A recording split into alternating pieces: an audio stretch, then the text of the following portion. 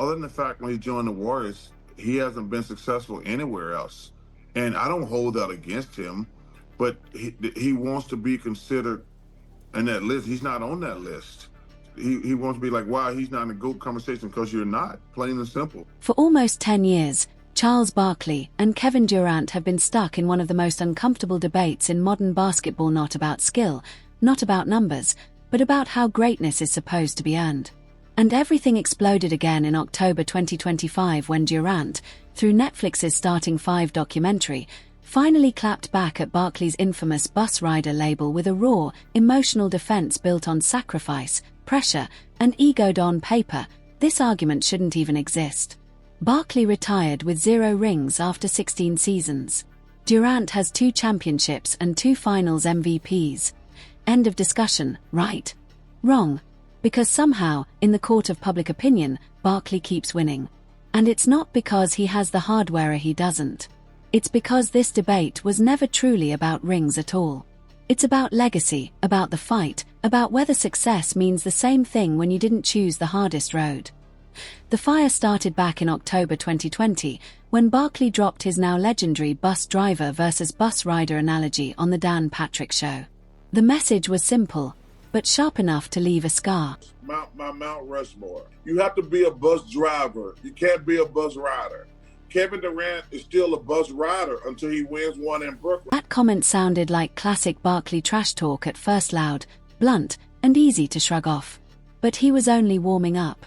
The real detonation came after Brooklyn got swept 4-0 by the Boston Celtics in the first round of the 2022 playoffs, a series that was supposed to be Durant's chance to finally prove he could win as the guy. Instead, it turned into the perfect opening for Barkley to unleash his most iconic critique, and TNT's Inside the NBA late April 2022 became the stage for Barkley's most unforgettable attack yet. I don't want to badmouth the dude, but see, you guys always talk about that championship stuff. I try to tell y'all, all these bus riders, they don't mean nothing to me. If you ain't driving the bus, don't walk around and talk about you're a champion. If you riding the bus, I don't want to hear it. Come on, Shaq, tell them. All these guys walk around with these championship rings. Hey, y'all bus riders. But let me tell you something. 2 in a row, Chuck. When you the bus driver and you got all that pressure when you have to play well or you're going to get the blame, that's a different animal. Breaking it down exposes the heart of Barkley's argument. Stephen Curry, Klay Thompson, and Draymond Green didn't just win 73 games in 2016, they built a dynasty with their own hands. And then came Durant. After blowing a 3-1 lead to that very Warriors team in the Western Conference Finals, he decided he didn't want to drive his own bus anymore. He wanted to hop on theirs and still take credit for the destination. Durant clapped back on Instagram, posting old photos of Barkley next to the stars he once played with during his own ring-chasing attempts. Houston legends Hakeem Olajuwon, Scottie Pippen, and Clyde Drexler. Philly icons Julius Erving and Moses Malone. The caption said it all: where would Chuck be without the big homies? It was a solid punch. After all, Barkley did join Houston late in his career. But here's what Durant overlooked. Barkley was 33 at the time, clearly past his peak, and he still didn't win anything. Durant was 27, smack in the middle of his prime, joining the very team that had just knocked him out. Twitter became Durant's favorite battlefield. June 2022, another terrible analogy from a Hatton old head that can't accept that we making more bread than them. Then in March 2023, this ain't getting tiring, Chuck. I'll never respect the words that come out your mouth, fam. Just deal with it. Notice the pattern. Durant never actually defends the championships. He never addresses whether he drove the bus or rode it. He attacks Barkley personal money, age, disrespect, everything except the core question, and as the years rolled on, the criticism evolved far beyond a simple metaphor. In August 2022, during an appearance on Arizona Sports 98.7 FM, Barkley dropped one of his harshest labels yet, calling Durant Mr. Miserable. He just seems like a miserable person, man. I call him Mr. Miserable. He's never going to be happy. Everybody's giving him everything on a silver platter. Mm-hmm. You know, he was a man in Oklahoma City. They loved him. He owned the entire state. And then he bolts on them and goes to the Warriors. He wins back-to-back championships, and he's still not happy. He goes to Brooklyn. They give him everything he wants, and he's still miserable. What made Barkley's words sting wasn't the delivery, it was the accuracy. Durant had everything in Oklahoma City. A superstar teammate. A loyal fan base. A 3-1 lead on the Warriors with the finals in reach. Then he collapsed, watched Golden State snatch the series away, and joined the very team that beat him. He won 2 rings, 2 finals MVPs, and still walked away because none of it filled the void. CBS's 60 Minutes handed Barkley another microphone in late March 2023, and he didn't hesitate to double down. Kevin Durant. He's very sensitive, great player. He's part of that generation who think he can't be criticized. He's never looked in the mirror and says, man, was that a fair criticism? Durant spends his days arguing with teenagers on Twitter, hiding behind burner accounts, and jumping from podcast to podcast explaining why the world just doesn't get him. You never saw Michael Jordan doing that. You never saw Kobe doing that. Then came the All-Star broadcast on True TV in February 2024, where Barkley dropped another bomb. No disrespect to Kevin, but he's a follower, not a leader. He's proven that everywhere he's been. Booker's the one who needs to take over if the Suns want to reach the next level. What happened after that? Phoenix got swept in the first round in 2024, and then completely missed the playoffs in 2025, and in May 2025, Outkick delivered the final blow. Other than the fact when he joined the Warriors, he hasn't been successful anywhere else. And I don't hold that against him, but he wants to be considered in that list. He's not on that list. He's not on that list. He's a great, great player, but he's not on that list. He wants to be like, wow, he's not in a GOAT conversation, because you're not, plain and simple. Oklahoma City fell short in the finals. Brooklyn got swept in the first round. Phoenix got swept and then missed the playoffs entirely. And the only time Kevin Durant ever tasted championship glory was when he joined a 73-win Warriors team that didn't need him in the first place. For years, Durant dodged the heart of the argument until Netflix dropped Season 2 of Starting 5 in October 2025. Finally, he responded with his longest, most emotional defense yet. I'd done rode the bus. I'd filled the tank. I was the gas, the wheels, the axle, the brakes, every moving part. I was even at the back of the bus. I played every role for that team. Durant wasn't just saying he contributed, he was claiming he was the Golden State machine. Then he went straight at Barkley. He never knew what it's like to take your ego out of it to help a city win a championship. It was always about him, his feelings, his opinions, what he wanted to say. I'm Charles Barkley. I can say whatever I want. But this is where Durant's argument collapses. Barkley never won a championship, so accusing him of refusing to sacrifice for one doesn't make sense.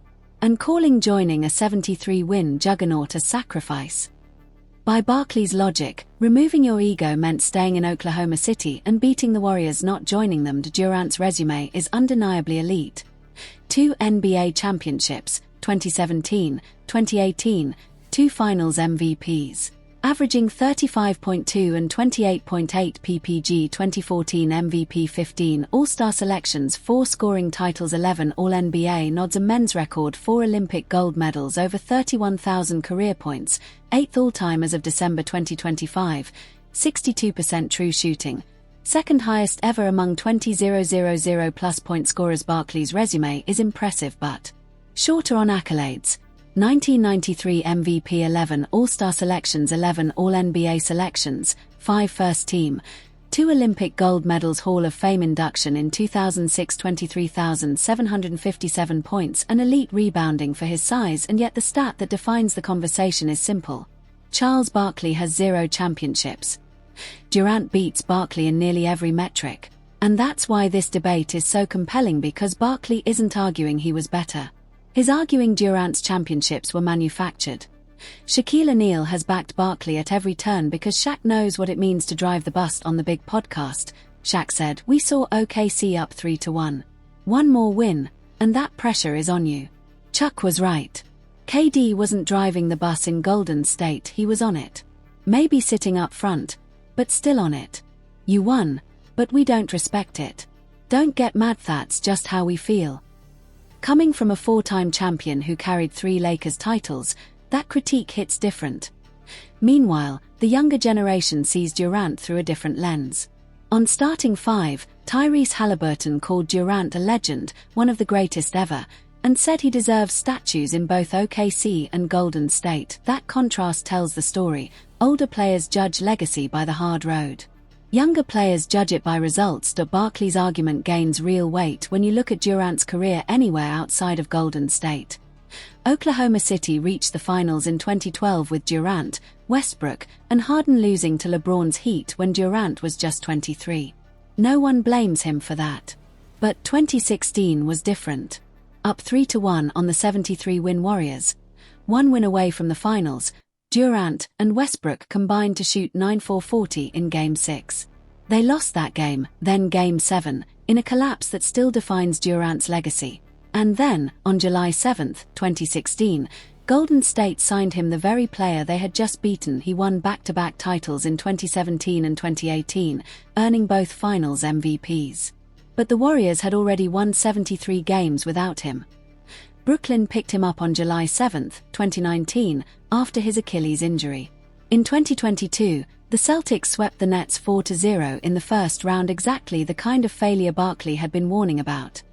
Phoenix traded for Durant on February 9, 2023. In 2024, the Timberwolves swept the Suns. Then in 2025, everything fell apart. Phoenix went 36-46, missed the playoffs, and Durant's season ended with an ankle injury in late March. Houston acquired him on July 6, 2025. One final chance at age 37 to prove he can win as the actual bus driver. 1 finals appearance in OKC. 0 playoff success in Brooklyn.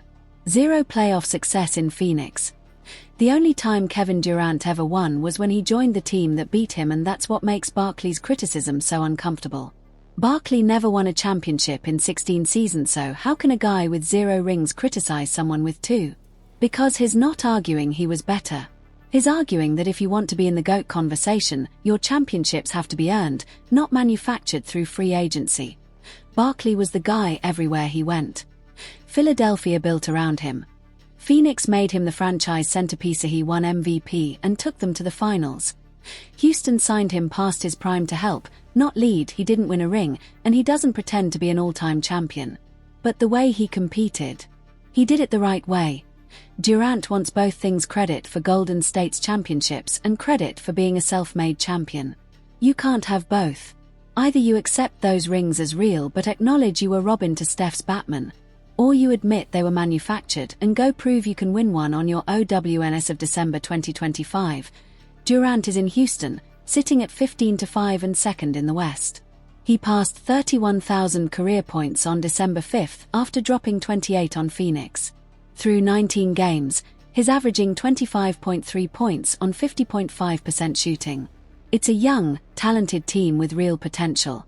This is Durant's last shot to prove Barkley wrong. But if Houston falls short, if he gets hurt, or they flame out, Barkley's case becomes airtight.